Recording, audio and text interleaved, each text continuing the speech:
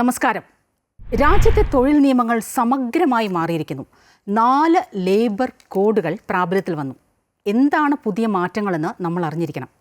തൊഴിൽ മേഖലയിൽ സ്വാതന്ത്ര്യാനന്തരമുള്ള ഏറ്റവും സമഗ്രമായ പരിഷ്കാരങ്ങൾ നടപ്പിലാക്കിയിരിക്കുന്നുവെന്നാണ് പ്രധാനമന്ത്രി നരേന്ദ്രമോദി ഇതേക്കുറിച്ച് വ്യക്തമാക്കിയത്. പുതിയ സാഹചര്യങ്ങൾക്കനുസരിച്ച് തൊഴിലാളികളെ തയ്യാറാക്കുകയാണ് കേന്ദ്ര സർക്കാർ ലക്ഷ്യമിടുന്നത്. തൊഴിലാളികൾക്ക് അനുകൂലമായി നിരവധി വ്യവസ്ഥകൾ പുതിയ നിയമത്തിലുണ്ടെങ്കിലും തൊഴിലാളി വിരുദ്ധമെന്നും തൊഴിലുടമകൾക്ക് അനുകൂലമെന്നും അന്നു മുതൽക്ക് തന്നെ വിമർശനവും ഉണ്ടായിരുന്നു. ട്രേഡ് യൂണിയൻ പ്രവർത്തനത്തിന് കടുത്ത നിയന്ത്രണം കൊണ്ടുവരാനും മിനിമം വേതനം നിയമപരമാക്കുന്നതുമടക്കം നിർണായക മാറ്റങ്ങൾക്ക് വഴിവെക്കുമെന്ന് ഉറപ്പാണ്. വേതനം, സാമൂഹിക സുരക്ഷ, തൊഴിലിടത്തിലെ സുരക്ഷ, ആരോഗ്യ, തൊഴിൽ സാഹചര്യം, ഇങ്ങനെ 4 കോഡുകൾക്ക് കീഴിലാണ് ഈ പരിഷ്കാരങ്ങളെല്ലാം വന്നിരിക്കുന്നത്. നേരത്തെ നിലവിലുണ്ടായിരുന്ന 29 തൊഴിൽ നിയമങ്ങൾ ഒപ്പം മറ്റ് അനവധി ചട്ടങ്ങൾ ഇതെല്ലാം ഏകീകരിച്ചാണ് ഈ കോഡുകൾ, ഇപ്പോൾ ഈ 4 കോഡുകൾ തയ്യാറാക്കിയിട്ടുള്ളത്. Employees compensation, ESI, EPF, maternity benefit, gratuity എന്നിവയിലുള്ള 9 നിയമങ്ങൾ, നിലവിലുള്ള വ്യവസ്ഥയിലെ 9 നിയമത്തിലെ 9 വ്യവസ്ഥകൾ അത് ഇതോടെ ഇല്ലാതാവുകയാണ്. ഇനി മാറ്റങ്ങൾ എങ്ങനെയാണ് വരുന്നതെന്ന് നോക്കാം. വേതന കോഡ്, ഇത് ആദ്യത്തേത്. അതായത് രാജ്യത്തെ എല്ലാ തൊഴിലാളികൾക്കും സമയബന്ധിതമായ മിനിമം വേതനം, യുവാക്കൾക്ക് നിയമനം, ഓവർ ടൈമിന് ഇരട്ടി വേതനം, ഒപ്പം അസംഘടിത മേഖലയിലെ തൊഴിലാളികൾക്കും അടിസ്ഥാന വേതനം നിയമപരമാകും. അടിസ്ഥാന വേതനം അത് എത്രയാണ് എന്നത് നിശ്ചയിക്കുക പക്ഷേ സർക്കാരാണ്. നൈപുണ്യത്തിൻ്റെ അടിസ്ഥാനത്തിൽ മിനിമം വേതനത്തിൽ വ്യത്യാസം വന്നേക്കാം. സ്ത്രീകൾക്ക് തുല്യ വേതനവും ബഹുമാനവും ഉറപ്പാക്കുന്നുണ്ട്. നിയമപരിഷ്കരണത്തിലെ ഏറ്റവും പ്രധാനപ്പെട്ട പ്രഖ്യാപനങ്ങളിലൊന്ന് ഗ്രാറ്റുവിറ്റിക്ക് അർഹത നേടുന്നതിലെ മാറ്റമാണ്. നമുക്കറിയാം, ഗ്രാറ്റുവിറ്റി ലക്ഷക്കണക്കിന് ജീവനക്കാരെ ബാധിക്കുന്ന ഒന്നാണ്. ഇനി 5 വർഷമല്ല, 1 വർഷത്തെ സേവനത്തിനു ശേഷം ഗ്രാറ്റുവിറ്റിക്ക് അർഹത നേടാം.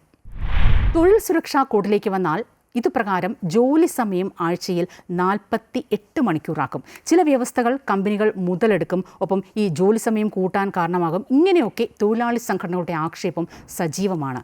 മാത്രമല്ല, രാവിലെ 6-ന് മുൻപും വൈകിട്ട് 7-ന് ശേഷവും സ്ത്രീകൾക്ക് എവിടെയും ജോലി ചെയ്യാമെന്ന പ്രത്യേകതയും ഈ കോഡ് വ്യവസ്ഥ ചെയ്യുന്നുണ്ട്.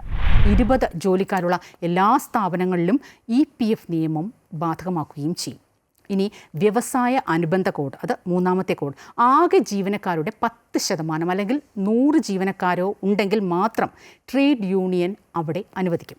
തൊഴിലാളികളല്ലാത്തവർക്ക് ഇതിൻ്റെ ഭാരവാഹികളാകാനാകില്ല. മാത്രമല്ല, പുതിയ കോഡ് പ്രകാരം ഇപ്പോൾ തൊഴിലാളി സംഘടനകൾക്ക് സമരം നടത്തണമെങ്കിൽ 14 ദിവസത്തെ നോട്ടീസ് ഇല്ലാതെ ഇനി അത് പറ്റില്ല.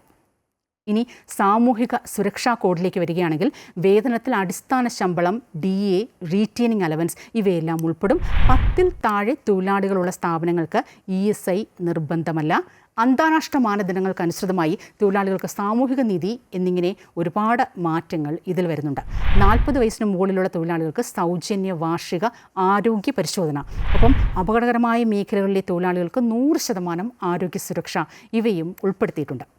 പുതിയ നിയമപ്രകാരം തൊഴിലുടമയും ഭൂരിപക്ഷം ജീവനക്കാരും അപേക്ഷിക്കുന്ന പക്ഷം 10 ജീവനക്കാരില്ലാത്ത ചെറിയ സ്ഥാപനങ്ങൾക്കും ESI ആനുകൂല്യങ്ങൾ ലഭ്യമാകും എന്നതടക്കമുള്ള പ്രത്യേകതകളുമുണ്ട്. അപകട സാധ്യതയുള്ള തൊഴിലിടങ്ങളിൽ പാലിക്കേണ്ട സുരക്ഷാ വ്യവസ്ഥകളിൽ വീഴ്ചയുണ്ടാകുന്ന പക്ഷം ഈ തൊഴിലുടമയ്ക്ക് 2 വർഷത്തെ തടവും ഒപ്പം 5 ലക്ഷം രൂപയുടെ പിഴ ശിക്ഷയ്ക്കും വരെ വ്യവസ്ഥയുമുണ്ട്. ഇങ്ങനെയൊക്കെയാണ് മാറ്റങ്ങൾ വരാൻ പോകുന്നത്. എന്തായാലും സ്വാതന്ത്ര്യശേഷമുള്ള ഏറ്റവും ശക്തവും സമഗ്രവുമായ പരിഷ്കാരങ്ങളിലൂടെ തൊഴിൽ മേഖലയിൽ പ്രധാനമന്ത്രി നരേന്ദ്രമോദി അവകാശപ്പെടുന്നത് പോലെ ഒരു ഈസ് ഓഫ് ഡൂയിങ് ഉണ്ടാകുമെന്ന് തന്നെയാണ് പ്രതീക്ഷ.